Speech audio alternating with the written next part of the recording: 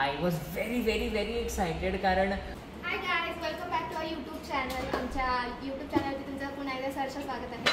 आज मी स्टुडंटला शिकवणार आहे नवीन मेकअप लुक, जो की त्यांच्यासाठी खूप युनिक असेल. इंडो वेस्टर्न नऊवारीमध्ये जाणार आपण सटल लुकमध्ये एकदम सोबत आणि एक नवीन असं पाहायला भेटेल तुम्हाला आणि आपण त्यांची ओळख करून घेऊया. या ना तुमच्या स्टुडंटशी तुमचं नाव सांगा. Hello everyone.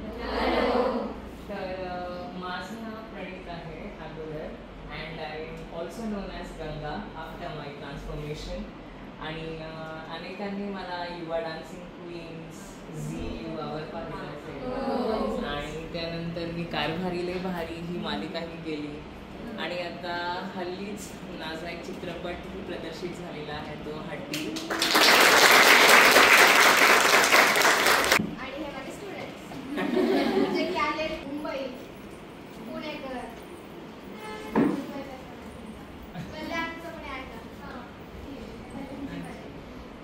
Out of Maharashtra गोव्याचं कोण आहे, गुजरातचं कोण आहे, जालना, याचे खूप वेगवेगळ्या ठिकाणी स्टुडंट झाले आणि क्लास करताय का? हो म्हटलं. आणि आता माझं मॅटर्निटी फोटोशूट आहे, माझं करशील का? आणि म्हटलं तू माझा फोटो म्हणजे मी काय काम केले ते तर बघते म्हणे, काही गरज नाही म्हणे. त्याच्या थोड्यात मॅम असं शिकवता म्हणे की त्यांच्या स्टुडंटचं वर्क पण इतकं ऑर्डर दिली. किती छान. नावाचा चांगला उपयोग होईल तर करून घ्यायचा. तुमच्यावर एवढा विश्वास आहे की तुम्ही तुमचे स्टुडंट एवढं चांगलं करतील ना, तर त्यांनी मी काय काम केलं त्यांनी ते बघितलं पण नाही, डायरेक्ट ऑर्डर दिली. नाही, चांगलं आहे ना. म्हणजे लोक रिझल्ट पाहतात ना इंस्टाग्रामला, तर त्याचा फायदा अशा रूपात होत असेल. त्याच्यामध्ये म्हणजे तुम्ही कन्फ्यूज होऊ शकता की लॅव्हेंडर कलर आला तर मग कसं आहे का आणि इव्हन साडी पण तुम्ही पाहू शकता की हे असे ती नेसवली पूर्ण की ती खूप सुंदर दिसणार आहे. इंडो वेस्टर्न नऊवारी तयार होते आणि नवरे आजकाल असे मागतात. तुम्ही पूर्ण ड्रॅपिंग केल्यानंतर खूप सुंदर दिसणार.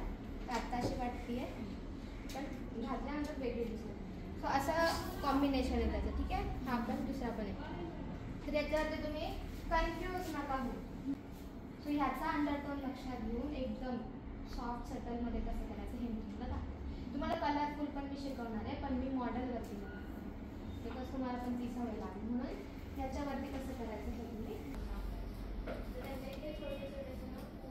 थोड्या खूप जास्त ऑइल स्किन असेल, टेक्स्चर असेल, पोज असेल तर नंतर ते खूप प्रॉब्लेम्स येतात.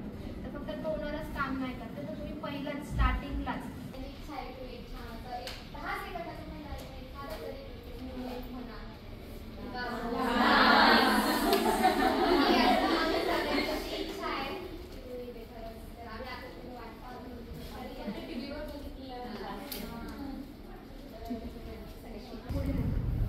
पुढे जायचं तर हर एक गोष्टीला त्या लेवलची किती जागा रिस्पेक्टफुली दिलीच पाहिजे.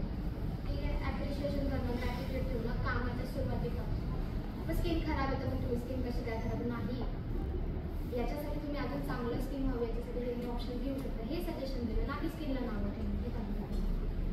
ठीक आहे, आता हे लावताना किंवा कुठलाही सिरम लावताना आपण काय करतो, फॉर एक्झाम्पल आपण डायरेक्टली असं इथे हे करतो, स्किनला असंच करतो.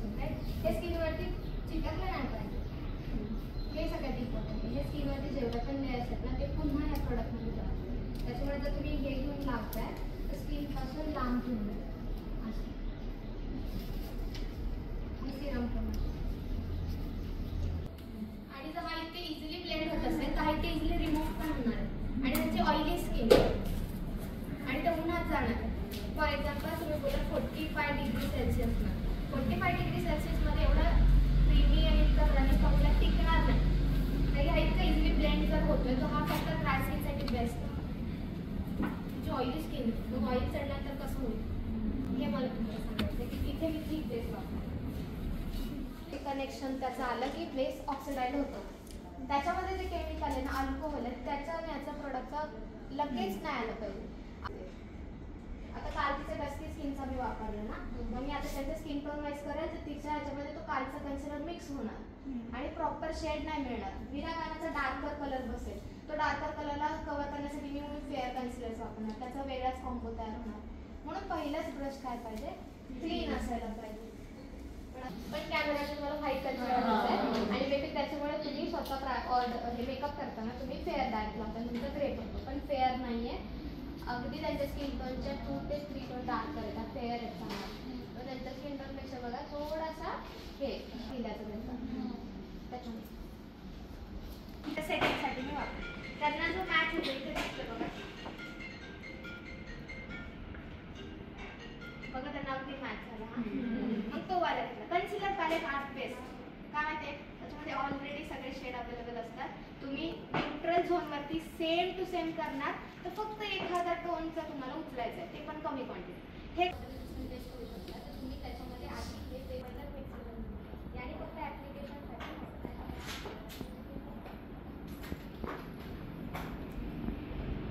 म्हणून मी करते. पण तेच माझी ब्राईड असेल तर मी तेवढं हेवी काउंटर नाही करणार, डायरेक्ट ब्रॉन्झर लावणार, जे की ब्राईडला सूट होतं. ती लोकांना किती सॉफ्ट सेटल केलं.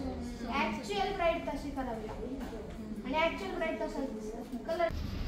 आता इथे का तुम्ही शिमर लावलं, इथे तुम्ही सांगितलं ऑलरेडी की नाही लावायचं ऑइली स्किनला, मग तुम्हीच का लावलं, कारण की मी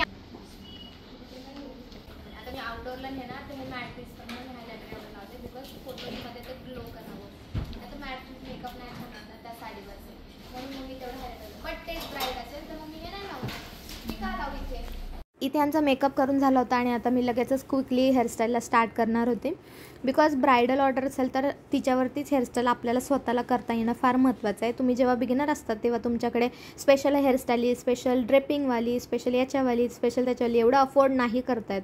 त्याच्यामुळे एक आर्टिस्ट म्हणून स्वतःच हेअरस्टाईल पण करता येणं, प्रिपरेशन पण करता येणं, मेकअप पण करता येणं, हे सगळ्या गोष्टी एकट्याला हँडल करता येणं फार महत्त्वाचं आहे. आणि जेव्हा माझे स्टुडंट मला हे करताना पाहतात तेव्हा ते सुद्धा स्वतः जाऊन ऑन क्लायंट ह्या गोष्टी ऑन फील्ड करू शकतात. म्हणूनच हेअरस्टाईल पण मी माझ्या स्टुडंटला स्वतः शिकवत असते आणि ते पण मेकअप झाल्यानंतर लगेचच. अंग कितीही दमलेलं असलं, कितीही दुखत असलं तरीसुद्धा स्वतःच्या हातानेच त्या गोष्टी करत असते. आणि माझा मेकअप डेमो शॉर्टकट नसतो, म्हणजे 20 मिनिटांचा नसतो. माझ्या मेकअप डेमोमध्ये फार छोट्या छोट्या गोष्टींना प्राधान्य दिलं जातं, अगदी छोट्या छोट्या गोष्टी. बिकॉज मला ती गोष्ट पहिल्यापासून येत असली तरी पण स्टुडंटला ती गोष्ट येत नसते, याचा चांगला विचार करून मी स्टुडंटला खूप डिटेलमध्ये आणि अगदी समजेल अशा भाषेत शिकवत असते. हे करत असताना बरेच स्टुडंट उठून पुढे येतात, पाहतात, पुन्हा जागेवरती जाऊन बसतात. इतकं स्वातंत्र्य आमच्या क्लासमध्ये आहे की त्यांना ती गोष्ट जवळून पाहिजे असेल तर ते येऊन पाहू शकतात. आणि हे तुम्ही व्हिडिओजमध्ये पण पाहिलं असेल. हेअरस्टाईल कंप्लीट झालेली आहे. खूप स्पीडमध्ये करायला लागते बिकॉज ऑन फील्ड तुम्हाला क्लायंटला इतका वेळ देतात नाही. कमर्शियल हेअरस्टाईल करता आल्या पाहिजे हे माझ्या क्लासेसमध्ये खूप चांगल्या पद्धतीने पण मी शिकवत असते. फिनिशिंगवाल्या गोष्टी पण शिकवत असते आणि कमर्शियल गोष्टी पण शिकवत असते बिकॉज या दोन्हींचीही गरज पुढे जाऊन लागते. जेव्हा तुम्ही नवीन असता त्यावेळेला तुम्हाला या गोष्टींची कल्पना नसते, पण पुढे जाऊन काय गोष्टी लागणार आहे याचा चांगला विचार करून आमच्या क्लासेसमध्ये अनलिमिटेड नॉलेज देण्याचा आम्ही प्रयत्न करत असतो. सो फायनल टच देऊन आमचं रील काढण्याचं काम चाललं आहे आफ्टर.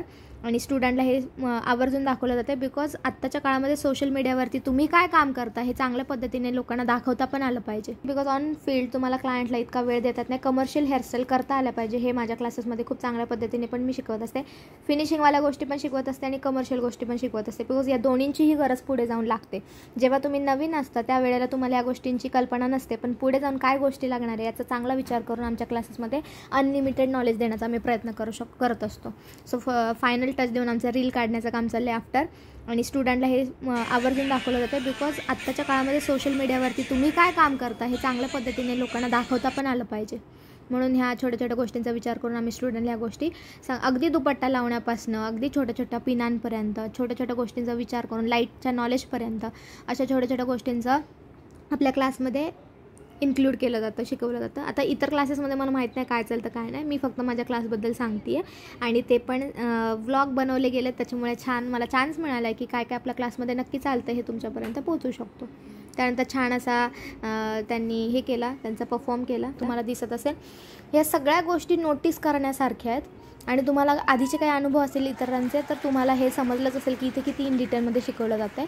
दुसरी गोष्ट, इथे एक गंगाताईने एक छान परफॉर्म केलं होतं बाई ग या सॉन्गवरती आणि तो इतका सुंदर होता. मला माहिती नाही की माझ्या इथे आल्यानंतर ना मी हे एखाद्याला येत असेल तर ते परफॉर्म म्हणजे आम्ही रिक्वेस्ट करतो करा म्हणून आणि त्याचे व्हिडिओज पण आम्ही सोशल मीडियावरती टाकत असतो. मला माहीत नाही मी चुकीचं करते की बरोबर करते, पण मला एकच वाटतं की माझा जो प्लॅटफॉर्म आहे तिथे त्या प्रत्येक आर्टिस्टची कदर केली जाते ज्याच्या अंगामध्ये कला आहे. सो डान्स असो किंवा मेकअप असो किंवा सिंगिंग असो किंवा ॲक्टिंगचे स्किल असो, काहीही A to Z गोष्टी असो ज्याच्यामध्ये कला आहे, मी त्याला खूप चांगल्या पद्धतीने चान्स देत असते की त्यांनी आमच्या इथे सादर करावं. आणि मी आम्ही सगळ्यांनीच यांना टी व्हीवरती पाहिलं होतं. आम्हाला पर्सनल इच्छा होती की यांनी आमच्यासमोर एक परफॉर्म करावा. त्यांनी खूप सुंदर 3 मिनिटाचं परफॉर्म केलं. आमचे अक्षरशः डोळे पापण्यासुद्धा झाकल्या गेल्या नाही, इतक्या सुंदर पद्धतीने त्यांनी तो परफॉर्म केला होता.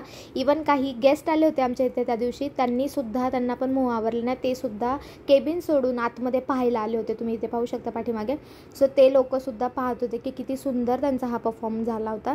सो तुमची इच्छा असेल आणि तुम्हाला पण यांचा व्हिडिओ पाहायचा असेल, यांचे एक्सप्रेशन्स पाहायचे असेल तर कमेंट करून सांगा. मी नक्की यांचा हा व्हिडिओ इंस्टाग्रामवरती किंवा यूट्यूब शॉर्ट्सवरती मी अपलोड करेल. सो तुम्ही कमेंट नक्की करा. आणि हां, कोणाला वाईट वाटत असेल, कोणाला चुकीचं वाटत असेल, कोणाला ओव्हर वाटत असेल किंवा कोणाला बरोबरही वाटत असेल, पण शेवटी हा ज्याचा त्याच्या मनाचा प्रश्न असतो हे तुम्हीच लोकांनी मला समजून सांगितलं. त्याच्यामुळे मला जे योग्य वाटतं ते मी माझ्या सोशल मीडियावरती टाकत असते आणि लोकांचा उत्तुंग असा प्रतिसाद माझ्या व्हिडिओजला येतो हे पाहून मला खूप मनाला बरं वाटतं. सो कमेंट करायला विसरू नका. आजचा आमचा हा डे 2चा जो ट्रान्सफॉर्मेशन मेकअप लुक होता, म्हणजे 3रा मेकअप डे मी ॲक्च्युली आमचा हा, तो अशा पद्धतीने झाला आणि स्टुडंट्सला ते फार जास्त आवडलं. स्टुडंटने कौतुकाने त्यांचं सगळ्या स्टुडंटने कौतुकाने त्यांचं टाळ्यांच्या याच्यामध्ये खूप कौतुक केलं. आणि आता ते चाललेच शूटला. तर तुम्ही पाहू शकता की आता मेकअप बरोबर झालेलं आहे आणि आता ते शूटला जाणार आहेत. त्यानंतर आल्यानंतरचं पण मी तुम्हाला दाखवेलच. त्यांनी इतका सुंदर केलेला, एक्सप्रेशन्सनी भरलेला, इमोशन्सनी भरलेला परफॉर्मन्स पाहून माझे पण शब्द अनावर झाले आणि मी पण त्यांचं कौतुक शब्दांनी केलं. खरंच आता जेव्हा असं समजायला लागलं ना तेव्हापासून असं समजतं आहे म्हणजे की हे जग फार मोठं आहे आणि या जगामध्ये ॲप्रिशिएट करणारी माणसं फार कमी आहेत आणि दुसऱ्याचं कौतुक करायला पण फार मोठं मन लागतं. त्यामुळे जिथल्या तिथे त्या व्यक्तीचं कौतुक केलंच पाहिजे. आम्ही फोटोशूटसाठी आउटडोअरला पाठवतोय उन्हामध्ये. सो त्यानंतर वापस आल्यानंतर आपल्याला समजेलच. शूट लोकेशन आकुर्डीचं होतं. आय थिंक गणेश तलाव पाशी केला आहे हा शूट मे बी, असं फोटोग्राफरने सांगितलं माझ्या. पण यावेळी ऊन फार प्रचंड आहे. यावेळेचा उन्हाळा एकदम कडक होता आणि मला हे रेकॉर्ड करायचंच होतं. त्याच्यामुळे मग मी अनुजाला पाठवलं होतं फोटोग्राफरसोबत स्पेशल व्लॉग रेकॉर्ड करून आण की कसं काय रिॲक्ट होतं आहे उन्हामध्ये, बेसला काही इश्यू होत आहेत का किंवा तसं तर दरवेळी काय आम्हाला अनुभव येत नाही असं काय वेगळं काय झाल्याचा. पण यावेळेचं ऊन खूप जास्त प्रचंड होतं त्याच्यामुळे आम्हाला अनुभवायचं होतं की काय वेगळं होतं का. बट पुढे काय झालं हे तुम्ही व्हिडिओमध्ये एंडला तुम्हाला दिसेलच. इतका सुंदर शूट झाला ना, त्यांना पण पर्सनली फार आवडला आणि मला पण खूप आवडलेला. सो आता आहे ना 6:49 म्हणजे 6:45 वाजलेत आणि क्लास पण सुटला, आमचे पोरं घरी गेले.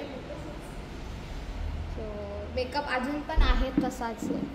पुढे जा बरं थोडी. अच्छा, तू ऑलरेडी बोलायला लागली.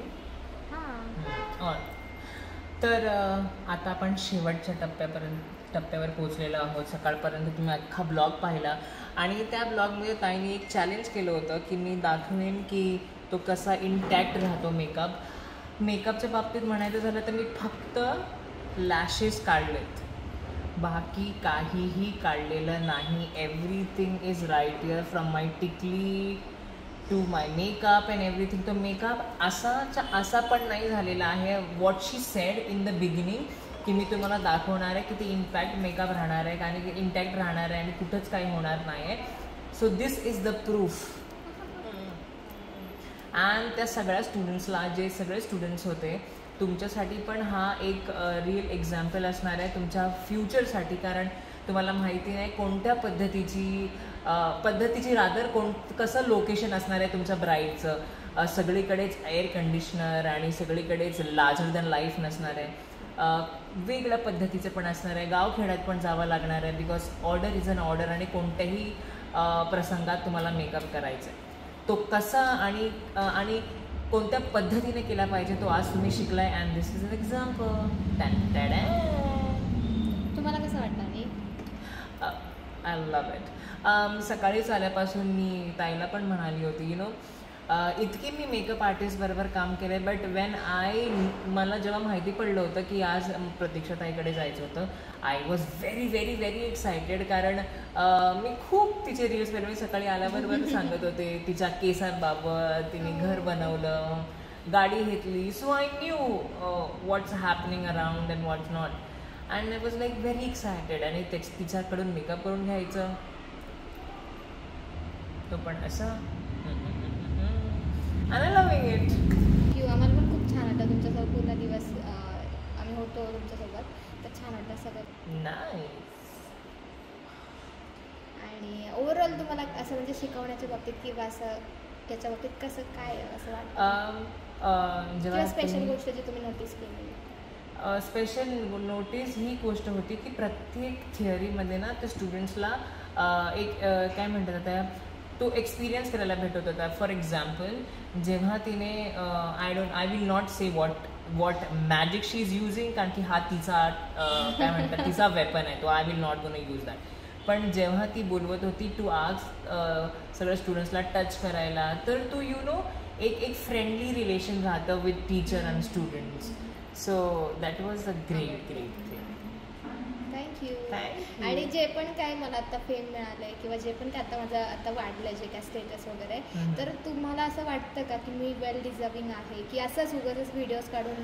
नाही वन थिंग कुणालाही तुझ्या बाबतीत नाही पण भैया खालो, ज्याला कुणाला फेम भेटतं ना घासलेली असते आणि त्याच्यानंतर तो फेम भेटतो त्या जे कुणाला असो, आणि जो तुला जो भेटलाय like you saying it is very well deserve. मी तर कोणीच नाही आहे टू टॉक अबाउट इट.